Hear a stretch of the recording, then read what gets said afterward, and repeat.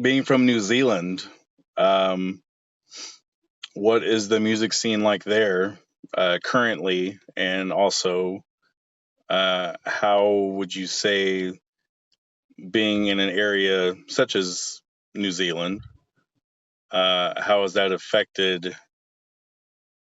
your,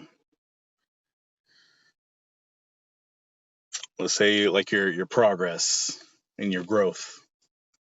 Well, we all come from a region called Hawke's Bay, which is relatively small, even within the small country of New Zealand. Yeah.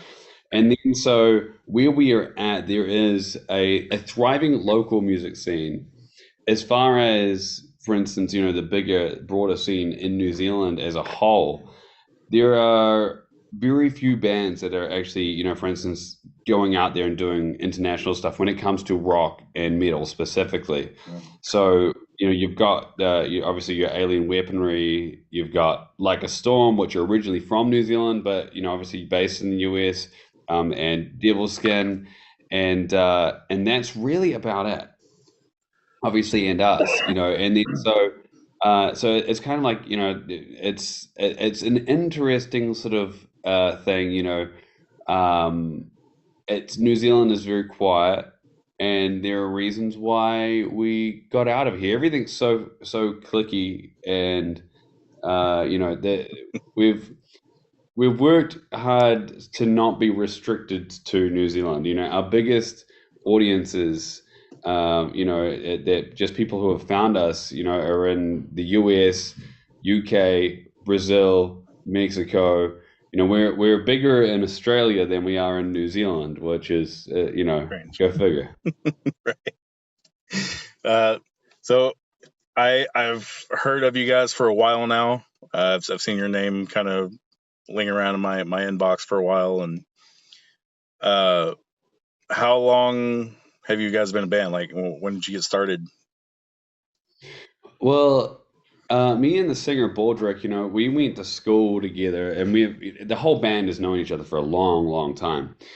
As far as this, Black Smoke Trigger specifically, we really kicked into gear in the beginning of 2019, and we just got in a room, wrote a bunch of songs, and Michael Wagner had said he wanted to work with us on the strength of some old demos that me and Baldrick had done. And then so it's like, right, well, the guy who's done, No More Tears and Master of Puppets, it's like, okay, if he says he wants to work with you, we're not going to sleep on that. And then so that really just thrust us into getting our shit together and getting some songs together and getting in the studio with him. And we just learned so much through that process. And then so that's where in November 15th, we released our first debut EP called Set It Off. Mhm. And then so that's how we originally began. And then the story for us is a story that is obviously very similar to a lot of bands that for instance, when COVID hit, everything shut the fuck down. Yep. And then so when we did shut down, obviously we just went into songwriting mode, and then we'd done a couple of tours, and then so from there it was yeah, from there it was like, what are we going to do? Everyone we're completely stuck in this, no man's land. So we just wrote songs, wrote songs, wrote songs. During that time, we actually ended up on the desk of our now manager, Andy Gould, who had seen our lead single that we recorded with Michael Wagner. Someone had shown him the music video, and we are literally underwater doing this music video. And then so with that, he just said it was everything he loved about rock and roll. And then so, we started working with Andy. He said, "Who do you want to work with?" Michael Wagner had retired. And so then we were like, Nick Roskillinex, because we just, absolutely love the way he made those, Deftones album sound, especially those, the last three Alice in Chains albums. And then so, yeah, we jumped in and recorded our now full album, Horizons, which is finally finally released. It took a while for us to get released, but we got it here, and then so yeah, we're just incredibly proud of it. And so that's and of course, tours and stuff. We toured with Filter through New Zealand, Australia. We most recently got back from touring with Bruce Dickinson through Europe, and so that's the kind of story of us in a nutshell. Fantastic. Yeah, those are some pretty sweet tours. Absolutely. How's it feel to hold your own album in your hands? Man, it was an absolute slog to get this thing done. And that's literally why we called it Horizons, because it felt like we were chasing a horizon line in order to get this thing done. Because originally we didn't know how well we were going to, gel with Nick. And, we became very fast friends. And so our manager had suggested that we just record a 6-track EP. Hmm. And while we were in the studio, as the time came to the end of the recording time that we had with Nick, he said, "Man, these songs are too good to put on an EP. Let's make this your full album. You guys go home, you get some more songs. You've already got all these other ideas. There's already a couple here I want to be doing. Just flesh these things out. Come back and we'll record the rest of the album." So we're like, okay, sweet. We're all booked in. We're all good to go. And the US like visa, the consulate here had obviously had a huge backlog over COVID. And we got in through visa waivers because our, US attorneys were like, hey, the US consulate is not even open, so you got to let our boys through. And so they did let us through, and everything was all fine. But then when we went to go back, they were like, hey, no, you need your visas completely done. You've already come in on once on these waivers, so you need to get these visas done. The New Zealand consulate was so backed up that we couldn't get seen in time to get into our damn recording. So we're like, okay, well, what are we gonna do? And then our manager went to work, and I woke up to a message that said, "Call me when you wake up." And so okay, hey, what's up? And he says, "Okay, I've got good news and bad news. Good news is we've got you an expedited visa meeting so that we can get in and get this recording done. The bad news is that it's in 2 days in Mexico City. So can you like pack a bag and jump on a plane right now?" And then so it was just like I'm just hysterically cracking up at this situation. Hang up the phone, start packing bags, and we literally were in a situation where after like we had jumped on a plane, what, like immigration because we're passing through the US, and the immigration line was just so long that we missed our connecting flight to Mexico City. So then all of a sudden we're just like, we're gonna miss our meeting. We can't get another meeting. We got to get there. And then so it was just this crazy situation. We finally got on like a red line like night flight. Literally that got delayed and delayed and delayed. By the time we landed, because they said you're not allowed your phones, you're not allowed like nothing. So I had to like memorize the map of where we were going. We weren't allowed to take our bags, so we had to like get dropped to the Airbnb, throw all the bags in, and then we were running through the middle of Mexico City at 7 a.m. in the morning to get to this visa meeting. So we arrived just drenched in sweat and then so you know then we ended up being stuck in Mexico for a while because the visas weren't issued straight away.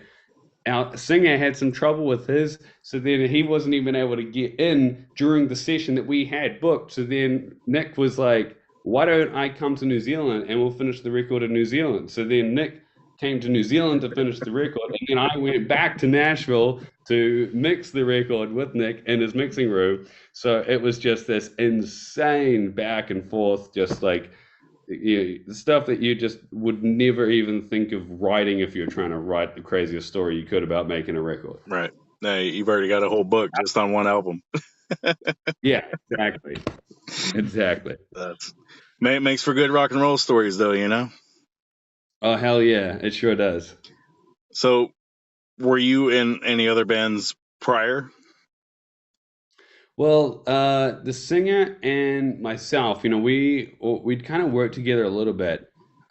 We had a band called Horror Set, And so that was like named after the two Egyptian gods. We've done some stuff around here in New Zealand. I used to sing for the band, and we'd done like a couple of shows in Europe, but nothing like really notable. Black Smoke Trigger was just kind of one of those things that we were like, okay, we love playing rock music. We've got these songs that we love, and and we got people who think that they're pretty good. Let's go full out and do this thing. So the name, where did that come from? Black Smoke Trigger.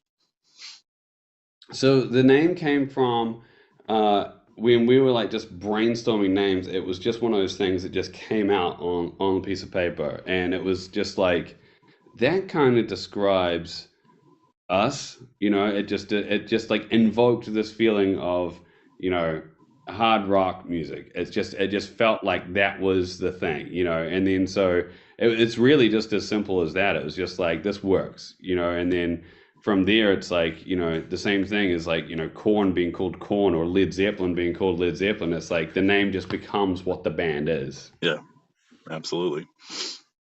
So if I came over to New Zealand, what would you suggest for me to do? Whether it's food, history stuff, just like culture, like what would you suggest for me to do? Number one, get out of Auckland. Because everyone comes to New Zealand, and Auckland is where you land, and Auckland is almost like the most un-New Zealand city in New Zealand. Yeah. So get out of Auckland, and and if you want beautiful beaches, then you want to go to a place called Tauranga. If you want to see like Lord of the Rings level crazy mountains and stuff, you want to go down to the South Island to Queenstown. If you want to experience, New Zealand like modern day culture, then you want to go to Wellington. If you want to experience more of New Zealand's indigenous history through the Maori people, then you want to go to a place in the middle of the country called Rotorua. And it really depends on what you want to do, but the number one thing is that New Zealand is, Queenstown is known as the adventure capital of the world. So if you want to do some crazy shit like, bungee jumping or skydiving or flying foxes through like Alps and stuff, then that's the place to do it. Oh yeah. So what's on your bucket list for places to go that you haven't been to yet? Well, I am very lucky to have been, just through music and just everything else. Just I've been to a lot of different places, and one of the things that I haven't seen yet is so number one is the pyramids of Giza. I'd like to see the pyramids, but there's also I have spent so much time in the US. I'm actually going to be moving there, and I have just it's always just for band stuff or work stuff kind of stuff, and so it's just I've never seen like the Grand Canyon. I've never seen just all those things that I feel like I should see. It's like I've seen the beach, and as far as like nature and stuff like that, I haven't seen anything like that. So I want to go to Monument Valley and see all that kind of stuff because I just after going to the US like 30 something times, it's probably time for me to see a national park of some sort. Yeah, absolutely. The Grand Canyon, um, it's different. I mean, like you have an idea of what it is in your head, but when it's there in front of you, it doesn't look real. Yeah. Like it looks like a painting, and even if you're like, don't go too close to the edge, but like when you get like as close as you can to it, and you're just looking out at it, like it doesn't even look real. It's crazy. And Awesome. when you see it, you'll know exactly what I mean. You're gonna be like, oh wow, like it's real. Like it doesn't look like it looks like you can just like touch it, and Yeah. it's wild. Um, I mean, there is so many different aspects to the U.S. Um, every state has something different to offer. Like they all have something. Like they all look different. Like even like in the desert, like you go in Nevada and Arizona and Utah and New Mexico and even like the top side of Texas, like it's all desert, but yet it all looks different somehow. And like California, for instance, you got the beaches and everything down in Southern California, and then as you move up and everything just gets more and more green, and then up north in California you got the redwoods and the wine country, and it, very diverse state, and it's very beautiful. And um, New York State, like, when you say New York, everyone thinks of New York City, but like the whole state is like very green, very rural, and um, and then all the weather, like the weather can be different state to state even, and like right now in Florida, we got the hurricane coming in, and then here in Kansas, there's bright blue sky, and it's finally cooling down a bit, and yet in back in Vegas, it's like 100 and it's still 100 degrees right now. It's like what? So wow, there's such a huge landmass. Absolutely, and I think you'll enjoy living here. I mean, there's a little something for everybody. Um, what? I mean, you've already toured with some pretty big artists. So, what are some more artists that you would really enjoy that you think you'd fit on the bill with, um, that you want to tour with? Well, I think our kind of sound we can probably fit in, quite a lot of places, and I think that for us, being able to, share the bill with more of our influences is exciting because you get to see, like watching Bruce Dickinson perform every single night was just, incredible, let alone the fact that we get to go out and perform to thousands of people every single night as well. Right. And then so whether it's, for instance, more of our grunge influences, say like, Alice in Chains, where I think would fit on that bill great, or like, the bigger bands like, Guns N' Roses, or like, we wouldn't say no if AC/DC asked us, and so it's kind of these things which would be like, I think it's everybody's dream to be able to say, like, to be able to share the bill with the bands that are kind of the reason why you're there in the first place. Sure. Um, since ACDC is kind of from that neck of the woods, do they have like that massive influence in just in the area in general, like with music? There's definitely like the history, especially over in Australia, as like when we were touring with Filter, we're playing, this place that for AC/DC would obviously be incredibly small, and it's like just crazy seeing photos of that and just thinking about the environment and the and just the buzz that they seemed to have, back then, and just like learning, like, reading all the stories and stuff. And so, it is pretty crazy how, for instance, if AC/DC does a concert here, there's the country is there's 5 million people in the country, right? If AC/DC does a concert, 50,000 people will go to that concert. So you're talking literally 1% of the entire country is at that concert. Like that is absolutely absurd. Yeah, and if there was a bigger place to play in, it'd probably be even more. Oh, exactly. Yeah. That's cool. How did when you were opening for Filter and Bruce, how did their fans accept you and take you in? Well, two very different audiences. Mm, and two very different places as well, and then so obviously like what we had it was a little bit of a tougher ask with Filter. I think that we matched up, stylistically wise a little bit better with Bruce, but the thing is that we just go out there every single night, and the aim for us is to just put on a heck of a great show for the people that came just to see us, the people who, for instance, are there who may have heard us, may have checked us out, but, for instance, sort of aren't sold yet, like we got to sell the, hell out of them. And then it's like a challenge to be like everybody else that, they're here for the headline and, we want to do every single thing that we can to entertain these folk and to win them over, and so it's fun. It's like it feels like you're going like out into like battle every night, and it's and you see people there like arms crossed, and then halfway through the set the arms will come down, and then the head will start bobbing, and by the end they're the arms up and cheering, and then so when we were with Bruce, it was really interesting because it was we kind of almost felt like there was like this swell happening. From the first show, we started to get really great reviews, and then so by the time we got to Paris, people were going nuts as soon as we played the first note.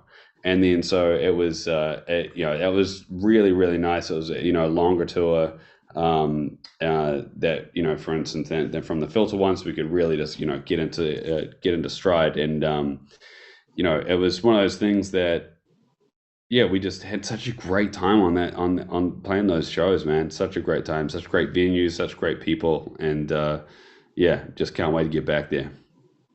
Invaluable experience. Oh yeah, that's for sure. So, for the people that have been with you from the beginning, the fans that have been there all along, and for the fans that have yet to even hear you, what do you say to them? Well, thanks for the support. And, as long as we keep enjoying writing and performing music, and I don't see the passion running out anytime soon, we're going to continue to do it. And the fact that other people take time out of their day to listen to us and enjoy us and, you know, send us fan letters and fan mail and buy all our stuff and come to the show and then do cover videos, do reviews, do all this kind of stuff. It just means the world to us. We absolutely just thank you for everything because it's we'd be doing this if there was no one watching. But the fact that there is now a lot of people watching makes it even a more enjoyable experience. Well said.